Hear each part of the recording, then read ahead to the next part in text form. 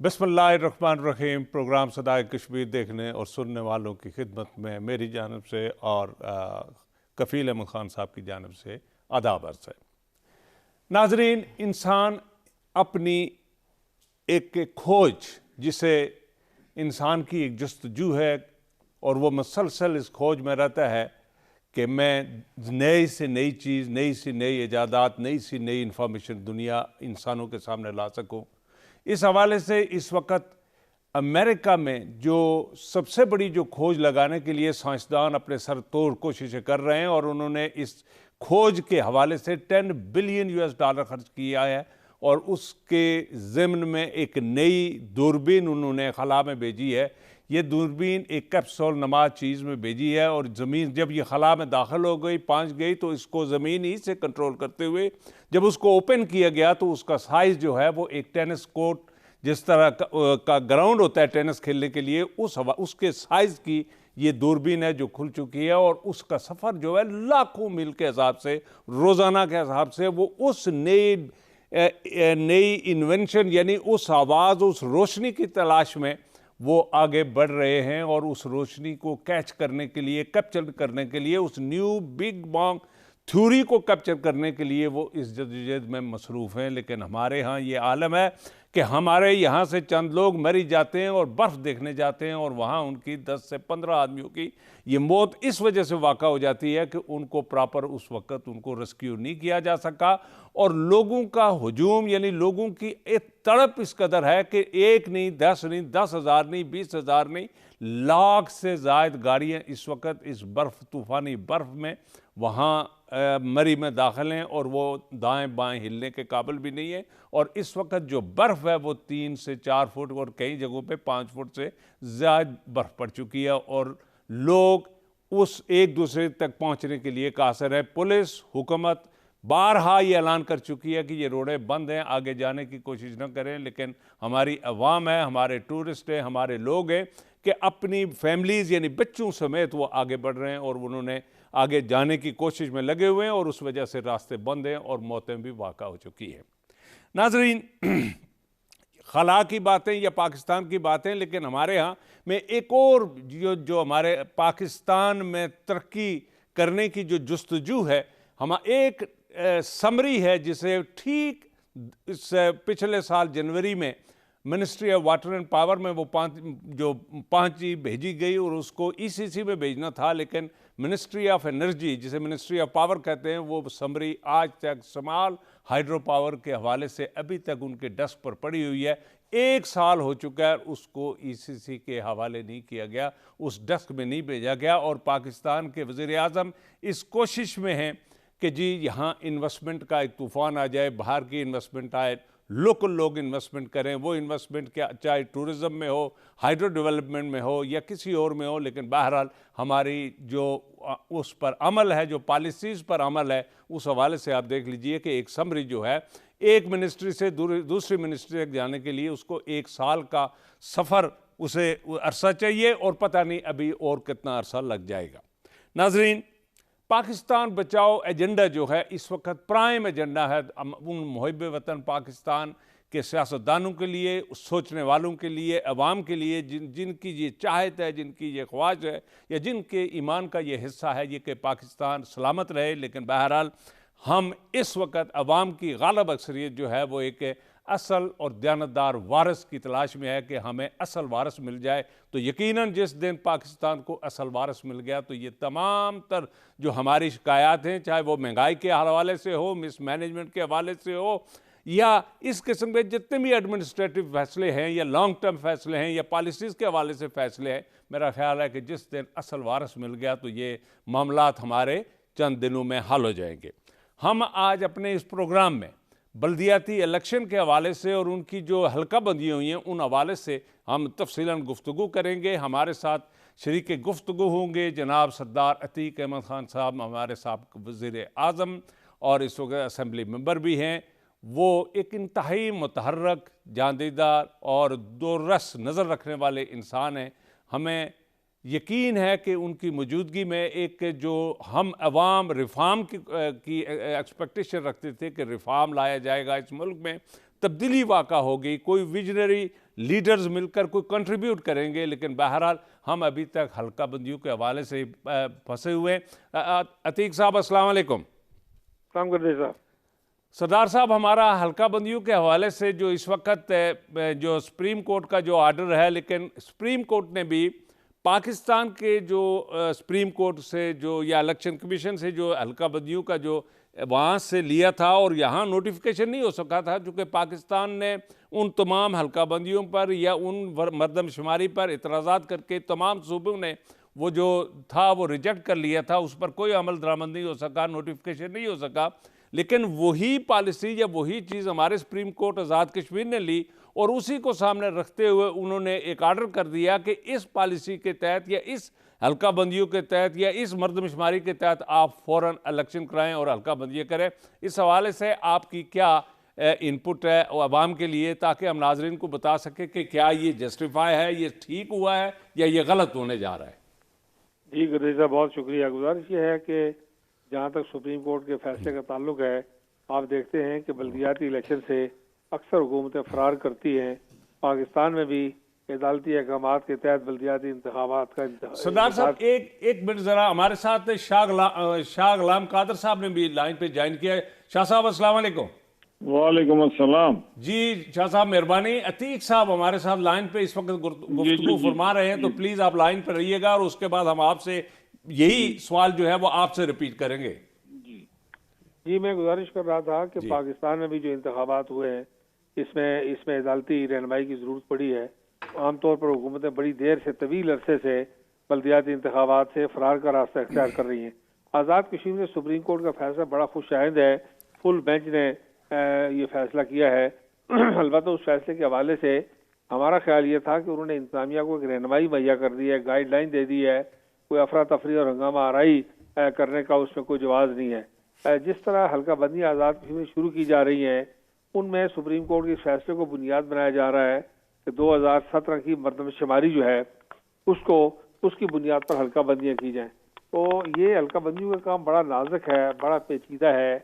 Delimitation जो है ये बल्दियाती इंतखाबात की हो, सूबाई असम्बली की हो, कौमी असम्बली की हो, बल्कि ये ऐसा मामला है कि मैं मिसाल के तौर पर आपसे कहता हूँ कि हिंदुस्तान में हल्का बंदियों के लिए पिछले 36-38 साल से कुछ बिल पड़े हुए हैं, लेकिन हर हुकूमत आने वाली उसे भारी पत्थर की तरह चूम के छोड़ देती है और उसे छेड़छाड़ नहीं करती। और वहाँ 14-15 लाख वोट बाद हल्कों में कास्ट होते हैं। इस सारी बात के बावजूद उन हल्कों को छेड़ा नहीं जा सका। अभी यहाँ जो बल्दियाती हल्का बंदी इन्होंने शुरू की है, इसमें भी देखने में आया है कि इंतजामिया ने बहुत अफरा तफरी का मुजाहरा किया है और लोगों को टाइम चाहिए। 6 महीने का टाइम दिया उन्होंने, अगस्त सितंबर तक बड़ा टाइम है, आराम से भी ये काम कर सकते थे। दूसरी बात यह है कि 2017 की जो मर्दमशुमारी है उसके ऊपर लोगों के बड़े तहफ़्फ़ुज़ात हैं। आप देखते हैं कि मुख्तलिफ सियासी जमातों की तरफ से, मजहबी जमातों की तरफ से, समाजी तबकात की तरफ से एतराज़ हो रहा है। हमारे यहाँ किसी एक आध जगह पे हो, किसी एक आध हल्के में हो, किसी एक आध जिले में हो, तहसील में हो, उसे टॉलरेट किया जा सकता है। लेकिन मजबूरी तौर पर अगर आज़ाद कश्मीर की आबादी ऐसे वक्त में जब मकबूजा कश्मीर में हिंदुस्तान अपनी आबादी के तनासब को अपने हक में कर रहा है, मुसलमान आबादी के तनासब को बिगाड़ रहा है, सारा डेमोग्राफिक स्ट्रक्चर तब्दील कर रहा है और हत्ता के पार्लिमानी जो स्ट्रक्चर है उसको भी चेंज कर रहा है कि जम्मू को 6 सीटें और वैली को 1 सीट। तो इन हालात में आज़ाद कश्मीर में हम इस बात के मुतअम्मल हो ही नहीं सकते कि हम अपनी या माहिरीन जम्मू और कश्मीर मुकीम पाकिस्तान जो हैं उनकी आबादी को कम करें किसी तरह। मैं मिसाल के तौर पर आपसे ये गुजारिश करूं कि मैं मिसाल देने के लिए मैं बात कर रहा हूं कि मसलन गरबी बाग का हल्का है, इसमें जो 2016 के इलेक्शन है उसमें हमारी आबादी 1,69,000 थी और वोट जो है वो 1,02,000 थे। इस वक्त जो 2017 की मर्दमशुमारी के बाद वो आबादी 2.5% सालाना बढ़ के 1,07,8,000 होनी चाहिए थी, जिसके बजाय इस वक्त जब आप और मैं बात कर रहे हैं वो 1,69,000 से कम होकर 1,29,000 पे आ गई है। अब तकरीबन 50-55,000 वोटों का फर्क कम हो गई है। वो वोटर हमारा जो है वो 1,03,000 के करीब है। यानी अगर ये बात जो मैं कह रहा हूँ इसको दुरुस्त मान लिया जाए कि वोटर जो है राय दहिंदगान 1,03,000 हैं और आबादी 1,29,000 है, इसका मतलब है कि दूध पीते बच्चे और नाबालिग बच्चे वो भी सारे जो है वो वोटर्स हैं, क्योंकि आबादी और वोटर्स बराबर हो गए। इससे और फिर आबादी जो है ये सिर्फ इंतखाबात के लिए गर्दी साहब नहीं है, या आपकी राजा साहब की, आपके बाकी पैनलिस्ट की, शाह गुलाम कादर साहब ये भी ले आए हैं, तशरीफ लाए पैनल में, तो ये वो भी इस पर अपना तबसरा करेंगे कि ये आबादी हमें डेवलपमेंट के लिए, हमें मुल्की फंडिंग के लिए, हमें गैर मुल्की फंडिंग के लिए, हमें बैनुल-अक़वामी जो क्राइटेरिया है बाज उम्र वो है ही आबादी के, कि आबादी और रकबे के हिसाब से जो है वो डेवलपमेंट के लिए पैसा मिलता है। तो ये सारी बात जो है बड़ी ख़राब होती हुई दिखाई देती है अफरा तफरी की। हम बड़े खुश हैं, हम खुश आयन समझते हैं इस सुप्रीम कोर्ट के फैसले को। अतीक साहब, जब ये इलेक्शन कमीशन ने जब इसका नोटिफिकेशन किया, शेड्यूल जारी किया, तो तमाम जमातों को, आप और शाह साहब असम्बली में भी हैं, तो क्यों नहीं इस पे कोई ऑल पार्टी कॉन्फ्रेंस बुलाएगी? इलेक्शन कमीशन इसकी आप लोग इलेक्शन ये कमीशन की रहनुमाई करते हैं कि जो ये 2017 की मरदमशुमारी इसके ऊपर आता, फिर उसको जवाब बना के अभी यानी इसमें जो 3 दिन पहले ऑर्डर हो गया, इब्तदाई मसवदा भी जारी होगा, अभी तो अदालतों में जाएंगे, ये तो बल्दियाती इलेक्शन होते हुए फिर नजर नहीं आएंगे, ये तो फिर अदालती माजरा शुरू हो जाएगी फिर जाकर। देखिए बात यह है कि हमारे या बाकी लोगों के असम्बली के अंदर बाहर बात करने से पहले ये हुकूमत का काम है कि आज़ाद कश्मीर हुकूमत सुप्रीम कोर्ट से नजरसानी के लिए मरदमशुमारी के मामले में, बल्दियाती इलेक्शन के मामले में कोई तराजु नहीं है। हम कहते हैं कि बल्दियाती इलेक्शन जल्द अज जल्द करवाएं, वक्त पे करवाएं, जमाती बुनियादों पर करवाएं। हम पूरी तरह बल्दियाती इलेक्शन के लिए तैयार हैं अल्लाह के फजल करम से। अतीक साहब, अगर हमें थोड़ा सा वक्त दे दें। जी शाह साहब, आप हमें इसी क्वेश्चन और इसी इशू पर आपकी इनपुट भी चाहिए कि मुस्लिम लीग नून इस हवाले से क्या नुक्ता नजर रखती है? देखिए जी, इसमें तो कोई किसी पार्टी का मेरा नहीं ख्याल के नुक्ता नजर की जरूरत है। बड़ी आम सी बात है, सिंपल बात है कि मैं आपको एक मिसाल देकर, जो अतीक साहब बात कर रहे थे कि कसगुमा एक यूसी है जो भिम्बर में है, मैं अपने हल्के की बात नहीं कर रहा, वहां पे वोट जो है वो 13,500 के करीब है, और जो 2017 की मरदमशुमारी है उसमें आबादी जो है वो 9,500 है। आप मुझे बताएं तो किस अकल के अंधे को ये बात नजर नहीं आएगी? हमारा मौक़िफ़, मेरा और हमारी पार्टी का भी मौक़िफ़ ये है, मैंने स्टेटमेंट भी दी है कि हुकूमत को चाहिए कि वो ऑल पार्टीज कॉन्फ्रेंस बुलाए, और अगर हुकूमत नहीं बुला सकती, कम अज़ कम इलेक्शन कमीशन को इस मामले में, इस इलेक्शन शेड्यूल ये जारी करने से पहले उनको चाहिए था कि वो हमसे रब्ता करते, तमाम पार्टियों को बुला लेते, हम उसमें वो कर लेते, उनके साथ मुशावरत कर लेते, उनको आइडेंटिफाई कर देते कि जी ये है, इस तरह है और इसमें ये नुकसान। लेकिन उन्होंने जहमत गवारा नहीं किया, और ये मेरा अपना ख्याल ये है कि हुकूमत शायद सीरियस भी ना हो इलेक्शन कराने में। वो शायद चाहते हो कि जी इस तरह कोई, क्योंकि जो हालत उनको KPK में हुई है PTI की, और आगे तो अगले मरहले में भी होने वाली है, तो मेरा अपना ख्याल है कि वो जो है वो शायद इंटरेस्टेड ना हो, चाहते हो कि बाकी जमातें जो हैं। शाह साहब, इसमें आपकी तजवीज़ क्या है अभी, क्योंकि हदबंदियों का जो इब्तदाई मसवदा भी आ गया, और अभी आपकी क्या तजवीज़ है ताकि उससे इसको हल कैसे किया जाए? हल अभी तो फौरी तौर पर चाहिए कि चीफ इलेक्शन कमिश्नर साहब इसका नोटिस लें, और इसके ऊपर जो है वो तमाम जमातों को एतमाद में लेकर इसके टाइम को बढ़ा दें। इस टाइम को जो है ना, इलेक्शन तो ठीक है अगस्त तक होनी है, अभी अगस्त तक इलेक्शन होते रहे, लेकिन इस प्रोसेस, हल्का बंदियों का प्रोसेस जो है ये 10-15 दिन, महीना इसमें इजाफा कर दें।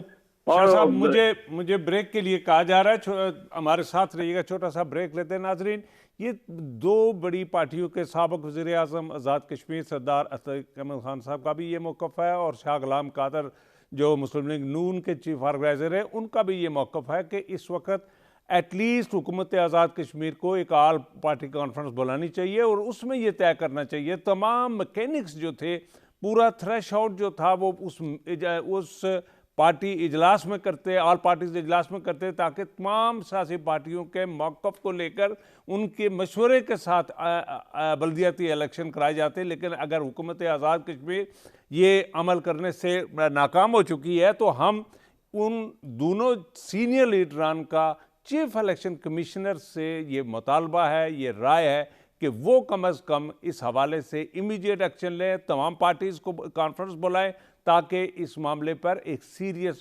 बहस के बाद फैसला हो सके। नाज़रीन, छोटा सा break, stay with us please.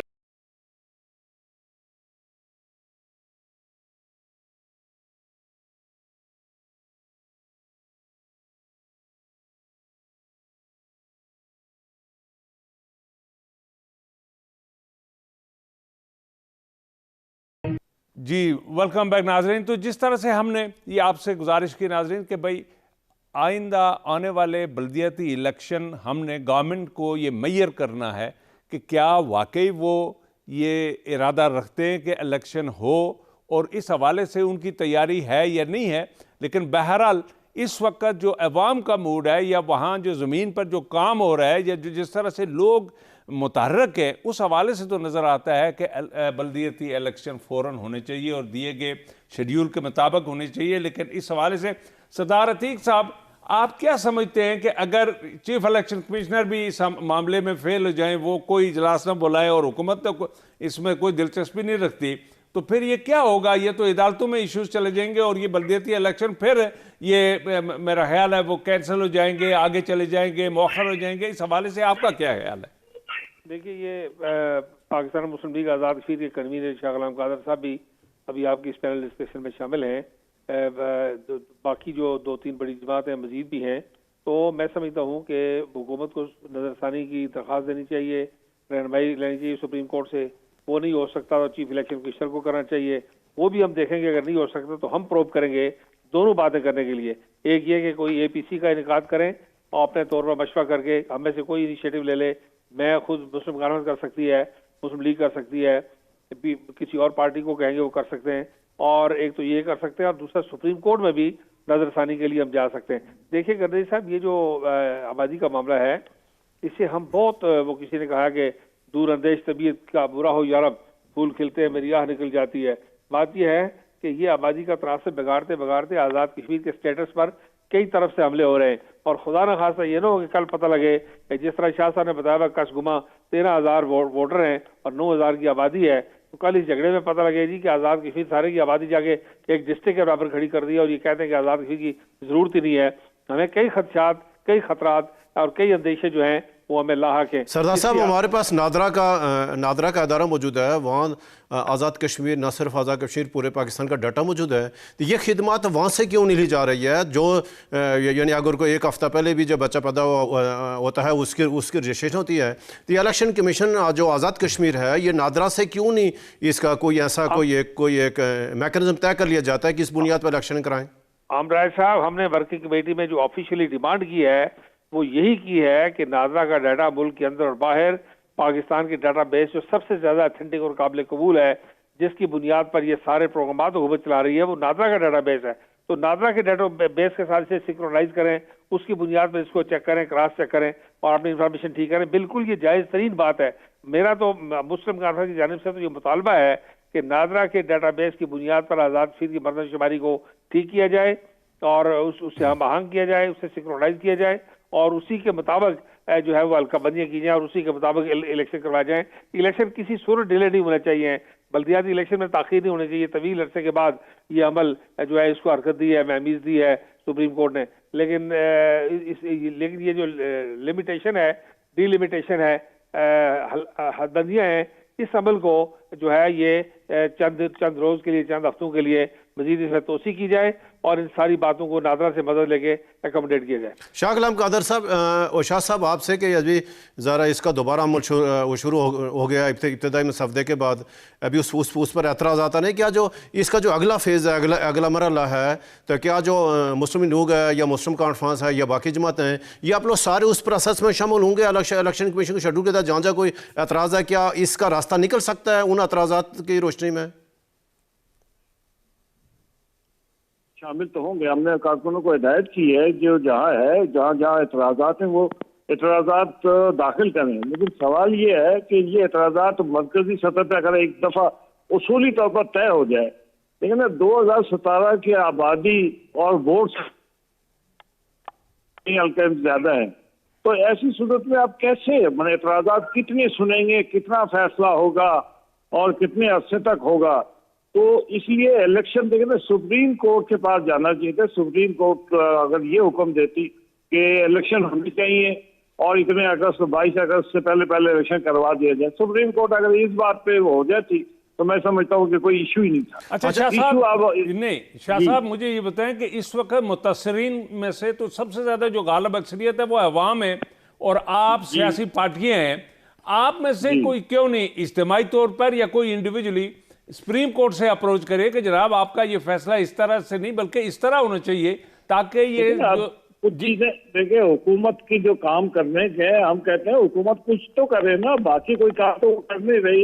Election का ऐलान उन्हें काम कराते हैं, तो ये जो मामला है इसमें हुकूमत पहले अपना रोल प्ले करे। नहीं करेगा तो जैसे सरदार अतीक साहब ने कहा, हम में से किसी न किसी को तो आगे बढ़ना पड़ेगा, वो तो हम बढ़ेंगे उस मरहले पे। लेकिन सवाल ये है कि जी 2017 की आबादी, मैं आपको बताता हूँ, मेरी यूनियन काउंसिल है केल, पहले टाउन कमेटी थी, टाउन कमेटी में 15 वार्ड थे, आज उन्होंने करके 6 वार्ड कर दिए। अब 6 वार्ड से टाउन कमेटी कैसे होगी? वहां पे अठमकाम में टाउन कमेटी है, उसमें जो है 2 वार्ड कर दिए। अब ये तो समझ नहीं आती। कभी कहते हैं कि इतने 3000 की आबादी होनी चाहिए और टाउन कमेटी में, अब जहाँ पे आबादी कम है वो 2017 की मतलब शुमारी ले आते हैं, वोटर से मुताबिक, वोट की लिस्ट से मुताबिक नहीं रखती। ये बात ठीक है, सरदार अतीक साहब ने जैसे फरमाया कि अगर नादरा से रिकॉर्ड ले लिया जाए तो इसके लिए वक्त चाहिए ना। अच्छा सरदार अतीक साहब, हम दोबारा सरदार अतीक साहब की तरफ आते हैं कि सरदार साहब ये जो बल्दियाती इलेक्शन है ये किस एक्ट के किस कानून के तहत होंगे? हमारा वो जो पुराना निज़ाम होगा, काउंसलर का होगा, नाज़म का होगा, क्या तहसील होगा, इस पे हुकूमत अपोजिशन इलेक्शन कमीशन के साथ कोई मशावरत हुई है, कोई इजलास हुआ है ताकि आवाम को रहनुमाई मिले कि इलेक्शन किस तर्ज पे होने जा रहे हैं? जी राय साहब, ऐसे है ना, जैसे शाह साहब ने कहा कि हम सब इंतजार कर रहे थे कि इलेक्शन कमीशन जो है वो हमें इनवाइट करेगा और सारी पार्टीज को बुला के मशवरा करेगा। 2 बातें हैं इलेक्शन के हवाले से।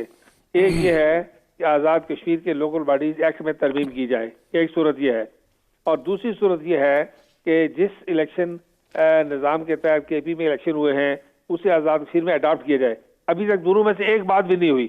अभी तक हमारे यहाँ पीछे डिस्ट्रिक्ट काउंसिल वाला निज़ाम जो है वो अपनी जगह इंटैक्ट है। पुराना निज़ाम जो 82-83 में आखिरी इलेक्शन हुए थे, उसके बाद इस वक्त तक जो है वो नहीं, उस निज़ाम में तब्दीली नहीं हुई। तो ये इलेक्शन या आज़ाद कश्मीर के अगर पुराने निज़ाम के मुताबिक करवाने पड़े तो एक बात है, अगर पाकिस्तान के निज़ाम के साथ इसे हम आहंग करना पड़ा, सिंक्रोनाइज करना पड़ा, तो फिर उसके लिए आज़ाद कश्मीर के बल्दियाती इलेक्शन एक्ट में तरमीम की जाएगी और साथ ही साथ पाकिस्तान के निज़ाम अडॉप्ट करना पड़ेगा। नहीं, आपकी क्या तजवीज़ है? यानी जो अभी यानी पाकिस्तान में तजर्बा हुआ है, KPK में है, इस तरह बाकी तो यानी बेहतर शफाफ जो बल्दियाती निज़ाम कौन सा है, ताकि जिसमें क्योंकि ज़्यादा ये लोकल सतह पे इलेक्शन होंगे तो बेहतर निज़ाम आपकी यानी इसमें से क्या तजवीज़ आपकी? देखिए, अब इन बहसों में पढ़कर राजा साहब तो पहले हमने 25-30 साल ज़ाय कर दिए हैं।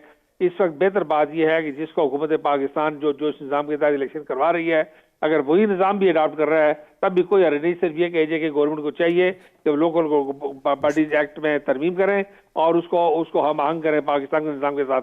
अगर मजीद अगर ये कंट्रोवर्सी चलती रही तो इस्लामाबाद के दरमियान, तो इस पर बहुत फर्क पड़ जाएगा। एक सूबे में इलेक्शन हो गए हैं, उसी को रेप्लिकेट किया जाए चारों सूबों में भी। आज़ाद सरदार साहब, thank you very much. Shah Ghulam Qadir साहब, आपकी भी मेहरबानी। सरदार साहब, आपकी भी मेहरबानी, आप हमारे साथ हैं। बल्दियाती इलेक्शन और इनकी हल्का बंदियों के बारे से आपका इनपुट जो है, आपकी जो रहनुमाई जो चाहिए थी वो हमें रहनुमाई मिली। आपकी बड़ी मेहरबानी। जी राय साहब। शाह साहब, देखें हमारे जैसे दोनों सीनियर कायदीन यानी जो अपना नुक्ता नज़र अवाम के सामने रखा है, इसमें कोई शक नहीं है कि सबसे बड़ी कोताही हुई है इलेक्शन कमीशन जो हमारा आईनी अदारा है। इलेक्शन कमीशन की जिम्मेदारी थी, जब सुप्रीम कोर्ट ने अहकाम जारी कर दिया इलेक्शन कमीशन को, तो इलेक्शन कमीशन को चाहिए था कि वह हदबंदियों का शेड्यूल जारी करने से पहले आल पार्टी कॉन्फ्रेंस बुलाते हैं, जैसे पाकिस्तान में होता है। दुनिया के जो जमहूरी माशरों में इस तरह के जो प्रैक्टिस रहती है, तो इलेक्शन कमीशन से कोताही हुई। इलेक्शन कमीशन को अपना इसका एतराफ़ करके इसका अजाला करना चाहिए। नाज़रीन, छोटा सा ब्रेक और ब्रेक से वापस आकर हम इसी पर मज़ीद गुफ्तगू करेंगे। स्टे विद अस।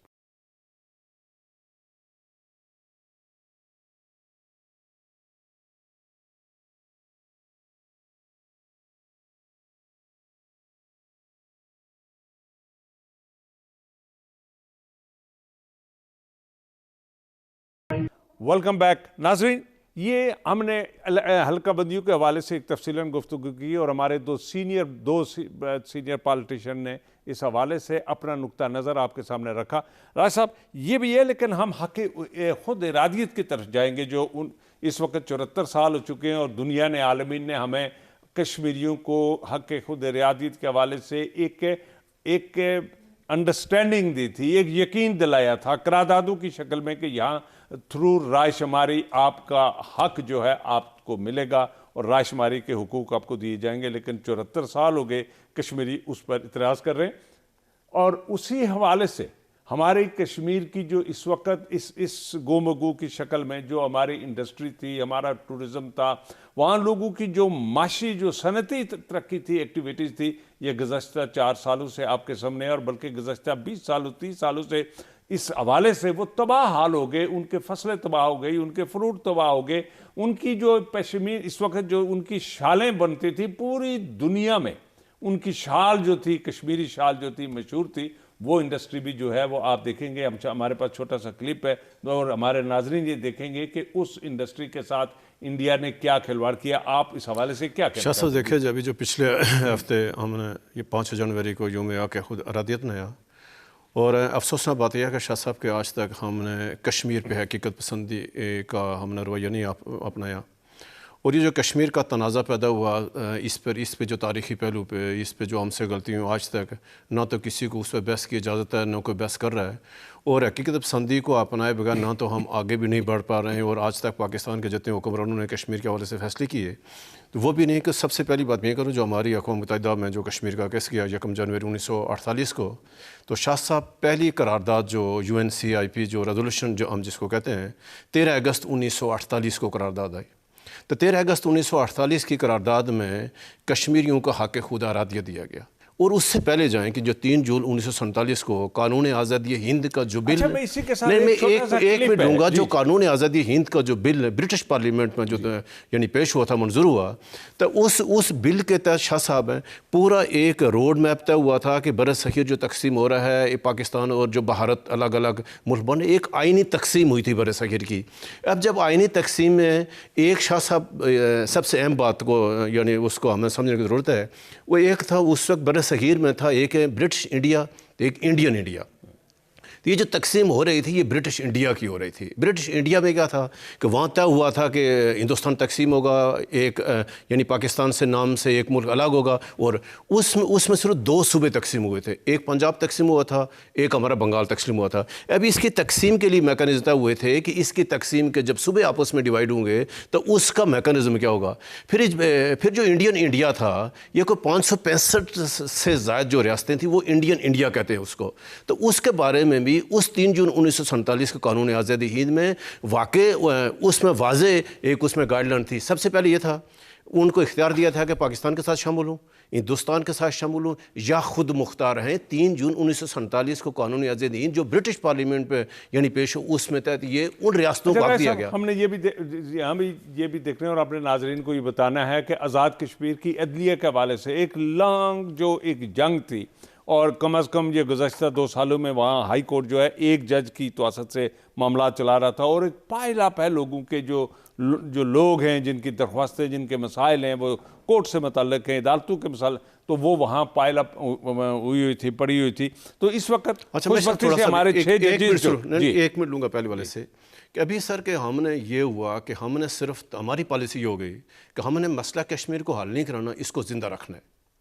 अगर शाह साहब अगर हमने कश्मीर को ज़िंदा रखना है तो हम फिर उन लोगों से, पाकिस्तान की हुकूमतों से, पॉलिसी साथ अदारों से, दुनिया से, कि इसका फिर ज़िंदा रखने के लिए और मैकेनिज़्म मौजूद है, तरीके मौजूद है। अगर तो आपने ज़िंदा रखने की पॉलिसी आपने ये है कि हम कश्मीर को ज़िंदा रखें, एक आध हफ्ते में एक आध बंदा मरवा दें, वहाँ से कोई शहीद हुआ, मज़ाहिर हूँ, अगर आपने ऐसा करना है तो खदारा यानी कश्मीरी को बता दें, आज़ाद कश्मीर हुकूमत को बता दें, हुर्रियत कॉन्फ्रेंस को बता दें, ताकि हम अगर कश्मीर का मसला हल नहीं करा सकते तो फिर वहाँ लोगों की अमवात कम हो, फिर वहाँ इंसानी हकूक़ की पामालियों कम हो, फिर हम अगले स्टेज पे आएँ, फिर कश्मीरी अपना किरदार अदा करें, फिर वहाँ से हमें कोई आगे बढ़ने का रास्ता। शाह साहब, हमने कितने प्रोग्राम में अपने में कहा कि रोड मैप दिया जाए कि हम आगे कैसे बढ़ें, मसला कश्मीर हल कैसे हो। क्या हिंदुस्तान रातों रात फौजें निकालेगा अपने, क्या वहाँ से पाकिस्तान फौजेगा। सबसे बड़ा शाह साहब जो मसला बना था कि जब 1947 के बाद 1948 में हमारे यानी जो 47 से लेकर तो 60 की दहाई ये वाला 10-11 साल हमारे पास मौका था, हम इन 10-12-13 सालों में मसला कश्मीर हल ना करा सके।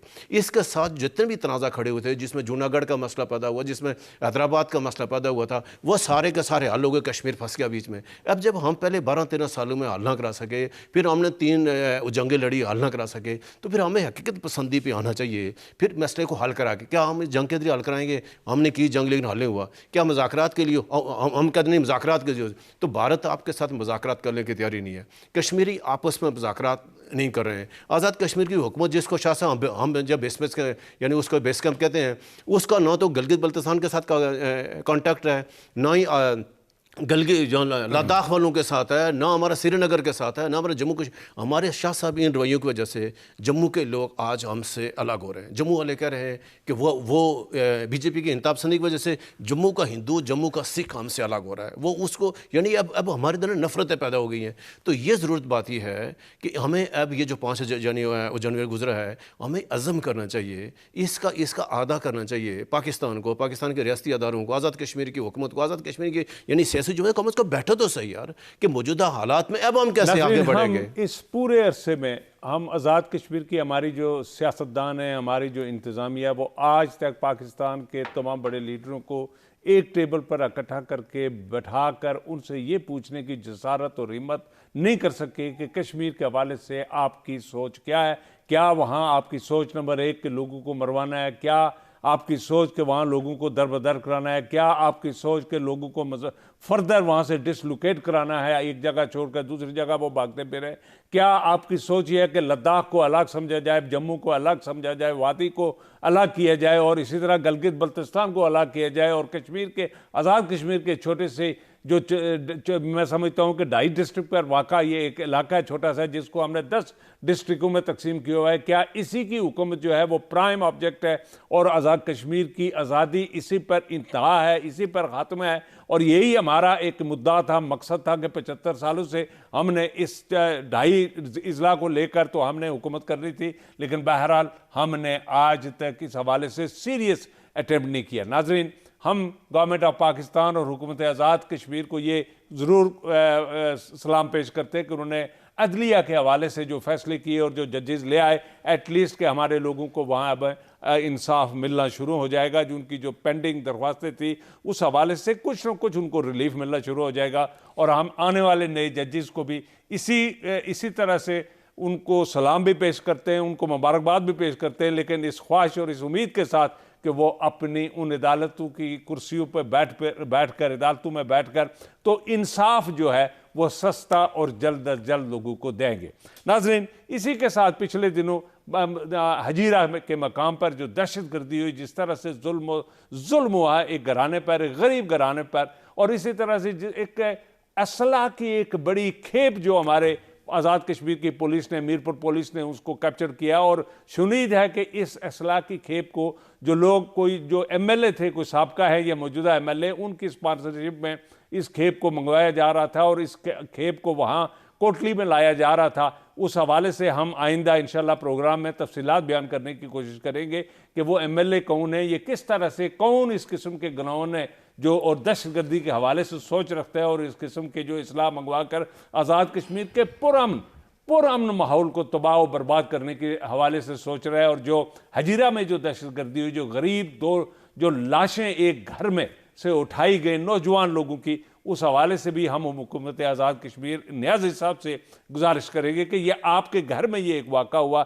इस हवाले से आप कोई ना कोई जल्द और स्टर्न एक्शन लेंगे ताकि उन लोगों को कफ्र करदा तक पहुँचाया जाए और उनको सज़ा, वाकई सज़ा मिले। इसी के साथ नाज़रीन, F9 पार्क में जो वैक्सीनेशन सेंटर था, होना तो ये चीज़ था, इस वक्त ओमिक्रॉन जो है वो फैल रहा है, यानी वो 6 और 8% के हवाले से फैल रहा है, लेकिन DC इस्लामाबाद ने जो अपनी ट्वीट में बताया है कि F9 पार्क के जो वैक्सीनेशन सेंटर था, स्टेट ऑफ द आर्ट था, उसको बंद कर दिया गया है। मैं जनाब असद उमर साहब से गुजारिश करूंगा कि असद उमर साहब, आप तो बड़े विजनरी लीडर थे, एक बड़े इस्लामाबाद के MNA भी हैं, आपने वहाँ लोगों को फर्दर फैसिलिटेट करना था, फर्दर ये वैक्सीनेशन सेंटर खोलने थे, लेकिन आपने F9 पार्क का वो जो बना बनाया, जहां लोगों को स्मूथ सर्विसेज मिल रही थी और लोग वहां बड़े यानी एक खासी तादाद में हर रोज़ हज़ारों के हिसाब से लोग मुस्तफ़ीद होके जाते थे, उस सेंटर को बंद करके मुझे नहीं पता कि आप किसकी खिदमत अंजाम दे रहे हैं